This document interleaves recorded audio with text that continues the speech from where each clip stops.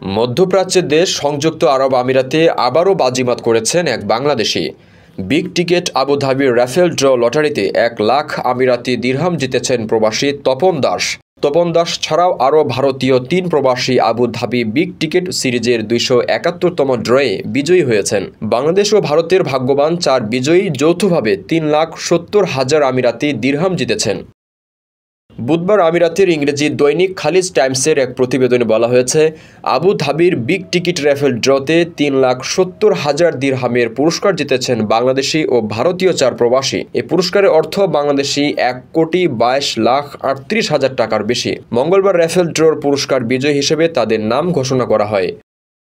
বাংলাদেশি প্রবাসী তপন দাস পুরস্কারের অর্থ হিসেবে ১ লাখ আমিরাতি দিরহাম জিতেছেন, যা বাংলাদেশি ৩৩ লাখ টাকার বেশি। গত ৬ বছর ধরে সংযুক্ত আরব আমিরাতে বসবাস করেন ৩০ বছর বয়সী তপন দাস। দেশটিতে নরসুন্দরে কাজ করেন তিনি। এখন লটারিতে পাওয়া অর্থে নিজের ব্যবসা শুরু করার পরিকল্পনা করেছেন। রেমিটেন্স যোদ্ধাদের ঢাকায় বিশেষ ছাড়ে রেডি ফ্ল্যাট দিচ্ছে শতভাগ বিশ্বস্ত ও নির্ভরযোগ্য প্রতিষ্ঠান প্রবাসীর সিটি।